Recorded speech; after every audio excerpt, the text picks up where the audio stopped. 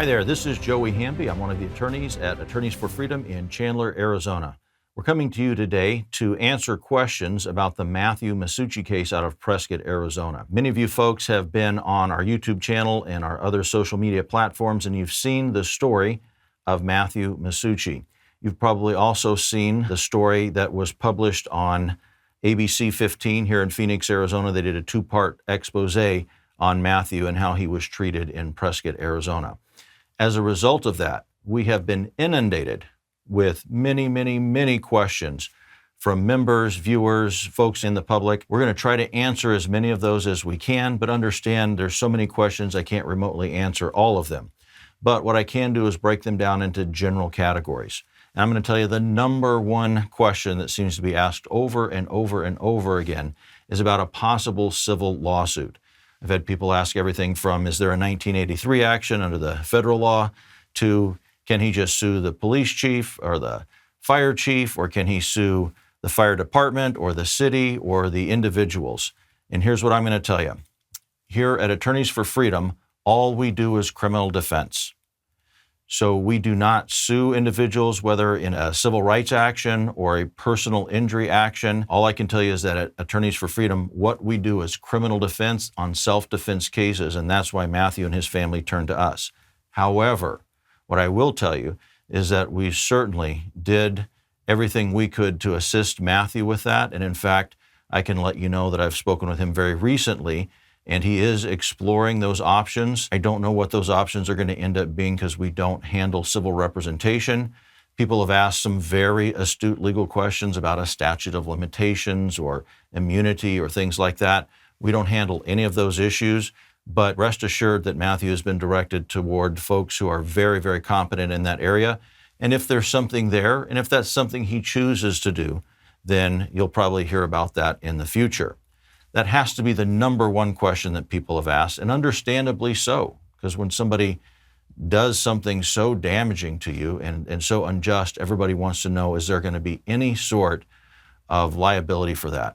And I don't have the answer to that, but I can tell you that's something that's being explored. So hopefully there will be some additional news for you there in the future. That was probably the number one question, and rightfully so. What I want to do is go through some of the other questions that folks had and try to give you as many answers as I can. And I'm just going to give a shout out to some of the folks. I thought that Citizen Defender posted some really good questions. And he said he's a proud AOR client.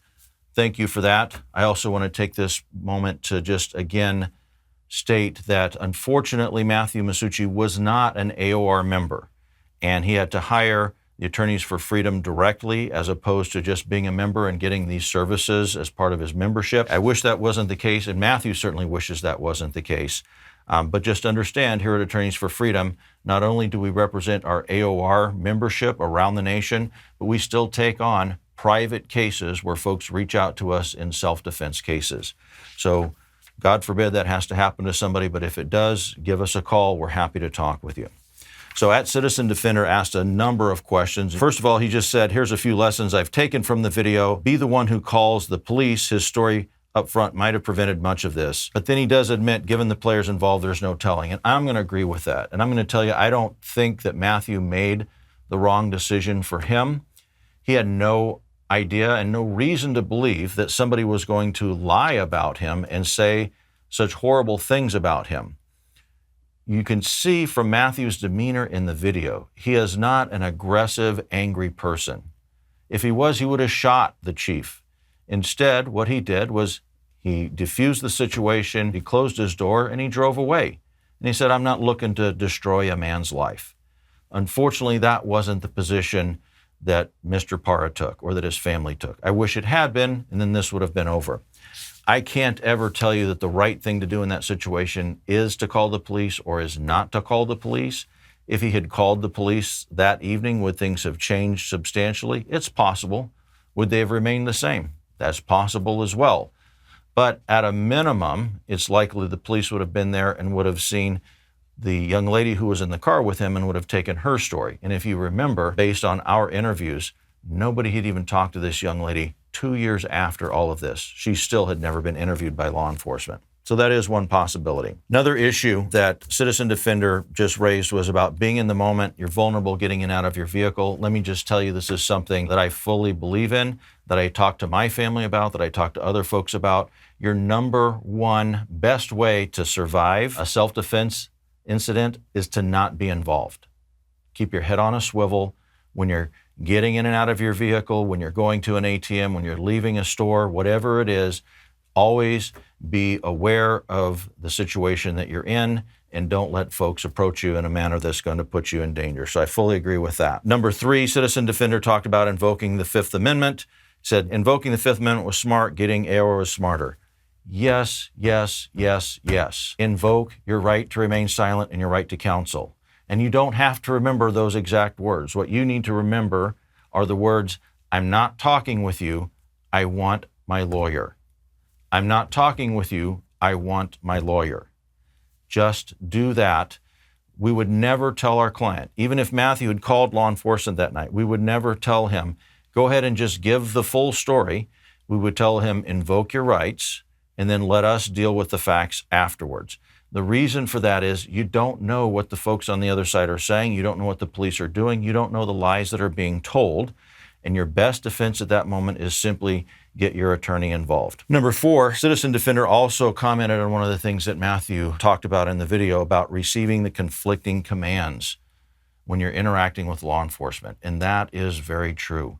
And there's all kinds of reasons for this. It ranges from training to adrenaline to all the other issues that come up. But just understand, again, God forbid you find yourself in this situation where you're surrounded by a bunch of folks pointing guns at you and shouting commands. Understand, one officer can be telling you to do one thing, another officer can be telling you to do exactly the opposite. We've seen those cases where an officer is saying, freeze, don't move, and another officer is saying, put your hands up. Well, what do? And are you going to get shot if you don't obey those conflicting commands? That's very tough. All I can tell you is in those circumstances, do the best that you can. You can see from the video that Matthew actually behaved very, very calmly and very, very appropriately in the face of those commands. Next thing that Citizen Defender talks about is it's important to have a chain of people that you can contact in the event of a circumstance like this. And you can see that from Matthew's video. Unfortunately, he had just a handful of people, but at least there were some people that he could contact that could help out. And we find this very true. So again, I'm speaking to you today on behalf of AFF, but I can tell you, whether it's AFF, whether it's attorneys on retainer, you need to have something in place so that if something happens to you, you have somebody you can reach out to. You have an emergency number. Also, I'm going to tell you at Attorneys on Retainer, one of the things that we constantly do is we have folks give us at least one emergency contact and give us authorization to speak to that person. So if you are arrested and you get the chance to make the call, your first call hopefully would be to an attorney if you have somebody that you can contact, but also you need to let your emergency contact know what's going on. The other thing, just be aware, unless you're calling from a line that allows you to have privileged communications with an attorney, be aware that your call is being recorded. I've been in many court situations and in trial when those recordings are being played. And so just be aware that the things that you say there can and will be used against you. So we always tell folks, don't talk about the facts of the case from a jail phone. All you're doing is you're saying what the charges are, that you need assistance. When we do visits with our clients, we try to always do them in person, and if not, we try to always do it through a secure, privileged phone line. Just be aware of that. There's a number of other things here, things like not all lawyers are equal. That's just a reality. Not all surgeons are equal. Not all mechanics are equal. Well, certainly all defense attorneys are not equal. And even folks who say that they handle self-defense cases, do your homework, do your due diligence, find out, when was the last time you went to trial? When was the last time you handled one of these cases? Do you know what you're talking about when it comes to firearms or knives or other types of defensive environments? So those are all things to get involved in and find out about. Whenever you're looking at a defense attorney, do your homework. There's a really good question here from Keith Deacon. Keith Deacon asks, in this video, he tells his story, but what did you guys do for him? Does he still have a mark on his record? Why hasn't anybody gone after the fire chief? So all good questions. Going after the fire chief, there are two ways that could happen. the government could go after the fire chief and prosecute him or others for these false stories. Unfortunately, we as private attorneys don't have the ability to do that. So that's something that only the government can do. Civil liability, suing somebody, that's something that the civil attorneys can look at, and certainly that is being done. You asked about, does Matthew still have a mark on his record? So the answer is yes. Anytime somebody is charged with a crime in Arizona, even if the case is dismissed, you still have this mark on your record. And so in this case, at the time of the dismissal, we asked for and argued for the case to be dismissed with prejudice. What that would mean is that once it's dismissed, it can never be refiled. It's dismissed with prejudice. The prosecution argued for, and the judge allowed it to be dismissed without prejudice, meaning that it could be recharged sometime within the statute of limitations. Statute of limitations should be typically 7 years on that type of charge. That's not likely to happen under any circumstances. There's no way that the facts in this case are going to change and that they're going to bring these charges back. But it would have been nice and appropriate for the court to dismiss the case with prejudice. In Arizona, as in many states, there are some things that can be done. In Arizona, for instance, Matthew could actually apply to have this record sealed. And then there's another step that could be taken even after that, which is he could ask for an entry or a notation on the record. In essence, that's going to court and proving that you're innocent, which is something that could be done here. If Matthew chooses to do those things, we'll of course be there to assist him throughout. There's another question that was asked just below that saying, does AOR membership include suing the accuser and anyone else? And the short answer to that for AOR is no. At Attorneys on Retainer, what we do is the self-defense aspect of that. So if you want to sue somebody civilly, you need to go to a civil defense attorney. If you need to defend yourself against somebody making false accusation against you in a criminal court for self-defense issues, we're the folks to come and see. Come and see us about that. There was another question that somebody asked by @HelenRundell. What makes this a felony charge when the state attorney could have no-billed the case? So very astute question from somebody who clearly has some sort of legal knowledge and background. What makes this a felony charge in Arizona is that the allegation is that it's an aggravated assault with a dangerous weapon. So that's a Class 3 felony and is charged as a dangerous offense. You would have heard in the video that the potential range of punishment for each count of Class 3 dangerous is 5 to 15. Minimum of 5, judge cannot give less than 5, can't give more than 15 years. That's a huge amount of time that you're facing. So that's what makes it a felony charge. If it were a simple, what we call a simple assault, a misdemeanor assault, you couldn't face prison time. If it's an aggravated assault, then it becomes a much more serious event. And if it's an aggravated assault with a deadly weapon or dangerous instrument, now you're facing that substantial amount of time in prison. And then the question was about the state attorney no-billing the case. Well, in essence, that's really what we got the prosecutor to do, because the prosecutor had filed a complaint and was preparing to go to the grand jury. If it had gone to the grand jury and the grand jury had turned it down, that would be what we call a no true bill, them refusing to return a true bill, indicting him. In this situation, though, the prosecutor looked at it and said, I'm not even taking it to the grand jury. I'm going to go ahead and dismiss it. So again, a very astute question. Somebody else had asked, can you start a GoFundMe or a Give, Send, Go for Matthew? Again, we're criminal defense attorneys. We're not involved in fundraising and those sorts of things, but that might be a very good thing for somebody who's supporting Matthew to do, and he may be looking into that. There was another really great question that somebody asked about where the gun was pointed.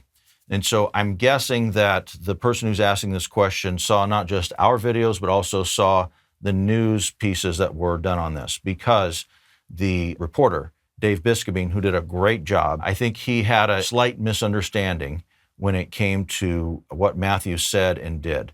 Because what Matthew told everybody he did was he pulled out his firearm where he kept it by his console in a holster. He took it out and he held it at the low ready position. And Mr. Biscabine, who reported that accurately, demonstrated it by saying he was holding the gun in the low ready position towards the folks outside the car, including Mr. Parra. But Matthew's statement that I heard multiple times and had demonstrated to me was that he just held the gun down by his side alongside the console in the low ready position where it could be seen. So when he talked about low ready, he's talking about having it out of the holster alongside him, but not pointed straight out the door. I hope that answers that question for you. There was another question in that same thread. It's not a legal question, but I want to answer it just so that there's no confusion about this. Somebody asked, did we alter any of the photographs, including did we somehow put a mustache or do something to the photograph of Chief Para?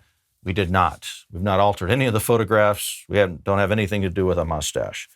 So I hope that answers that one. There were a number of questions about defensive display and brandishing. And this is very, very topical. I want you to know that brandishing and defensive display are basically two different descriptions of what can be the same event. And it's a little bit like being in the eye of the beholder. Is that brandishing or is that defensive display? I'm going to tell you in this case, defensive display has a very specific meaning. And in fact, somebody asked, what is the Arizona Revised Statute for defensive display? So I will just tell you that the Arizona Revised Statute is ARS 13-421. So most, not all, but most of the criminal laws in Arizona are contained in what we call Title 13. And then Chapter 4 of Title 13 is what we call the justification chapter. It talks about justification defenses, everything from self-defense to defensive display. Defensive display is in 13-421. So if you were to go to the internet and just type in Arizona Revised Statutes, it should take you to the legislature's webpage where all of those are listed, and you can see they're there by title first and then by chapter. And that will give you the defensive display. But Arizona is a leader in self-defense law and put this statute into effect some time ago, saying you can display a firearm and in a situation where it will be helpful in stopping a crime or stopping yourself from being attacked or another person from being attacked. And it's not a crime to do that. And it's not brandishing. And there are some states that actually charge you with a thing called brandishing a firearm. So there's an article that you'll be able to read. Hopefully that'll be linked coming out to that so that you will see that. And it kind of goes through all of those different technical issues. But the reality is defensive display is allowed in Arizona. And in fact, if you saw our video, Matthew would have been legally justified in shooting and killing that man. He did not. And some people even made some comments, well, he should have shot him. He should have killed him. I'm never going to make that moral judgment for somebody else. But what I am going to tell you is that for folks who have been involved in shootings, and then shootings where somebody was injured, and then shootings where somebody actually died, that leaves a mark. That really does. And I would never urge somebody to take another person's life, even if it was justified, if they didn't absolutely have to do it. I think there can be some real issues there for you psychologically and personally. So I think Matthew did everything exactly as he should have in this case. He displayed a firearm, he did it in a defensive manner, and he did it in a legal manner. There were some other questions, things like, why did the chief approach Matthew? Why did he claim Matthew assaulted him? Why did he get the police involved? I don't know the answer to any of those questions. We know what happened. We know what they said that night. We know that the police said that the chief was so upset and intoxicated he couldn't be interviewed. We know that they said he had just been at the funeral for his brother. All of those are very understandable and emotionally charged events, but why he did the things he did, I don't have an answer for. They also asked, has this happened before? I don't have an answer to that. One of the things that most people think is that as defense attorneys, we're going to get all of the facts right away. Somebody else had made a very astute comment that many times discovery is delayed in these cases, and many times it is. And in this situation, we got the case dismissed, and at that point, our ability to subpoena information or get information goes away. So we don't have a lot of those answers. Another common question that's asked over and over is, should Matthew have called law enforcement first? I touched on that just briefly. Again, that's a question that keeps getting asked, and I will tell you that's a question that I think everybody's going to have to answer individually. What I can tell you is that what I would always recommend in that circumstance is call your attorney immediately and let them know. And for folks who are AOR members, please do that immediately. If you're not an AOR member and you want to reach out to the Attorneys for Freedom, please do that. But the sooner you speak with counsel, the more information we get, the more information we can give you about the best way to handle that. So in closing up this video, folks, I just want to restate a couple of things. Number one, please, if you ever find yourself in this situation, do what Matthew did, which is do not talk with law enforcement. Invoke your rights. After that, get the best criminal defense attorney that you can get. If you can, reach out to Attorneys for Freedom. As you know, unfortunately, Matthew was not a member of Attorneys on Retainer. However, at Attorneys for Freedom, he got exactly the same service that every member of AOR gets. He got top legal representation. He got access to top experts in the field, including video enhancement experts in the field. And he got us on his case immediately, reaching out, making a big difference in his case. So certainly you can always hire us after the fact, but I can tell you, and you saw it in the video, Matthew himself said, I wish I'd had AOR. I wish I'd paid the $35 a month instead of paying all the money I had to pay to prior counsel and then to Attorneys for Freedom. Because the reality is, here at Attorneys for Freedom, we try to be the best attorneys in the nation for self-defense. That's our goal, and that comes with a price tag. A couple of other takeaway points. Once you talk to counsel, then stay involved in your case. I know Matthew had initially had counsel, and then the case just kind of lingered for quite a period of time. But stay involved with your counsel. You are your best advocate. And just remember that. Go through the discovery, look at the videos, look at all of the information, and talk with your attorney. You are a critical part of any defense team. Lastly, again, when it comes to civil liability, just understand that lawsuits can be filed. They can be filed in both directions. One of the cases I think of is the Daniel Penny case. This was a man who protected somebody on a train, and now he's being sued civilly. Understand that can work both directions in these cases. And also understand that here at Attorneys for Freedom, as well as the AOR program, what we do is criminal defense. We don't handle the civil liability side of that in terms of suing folks. All right, folks, so that's it for today for this video. I hope that's answered the majority of questions that you have. I will encourage you, if you have additional questions, please keep listing them there. We do go through them all. It does take some time to get through them and try to answer them. If folks have multiple variants of the same type of question, that's helpful because we know that you've got a lot of the same things on your mind, and we'll try to get to those answers as quickly as we can.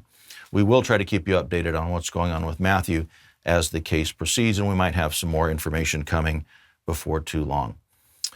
Lastly, please check us out, Attorneys for Freedom. We're located in Chandler, but we are the only law firm that specializes in self-defense across the United States. Also, if you are interested in the Attorneys on Retainer program, please check that out at attorneysonretainer.us. Lastly, if you would mind, or if you would be so kind as to like, comment, share, and subscribe on this video or on any of our platforms, it would be very helpful to us.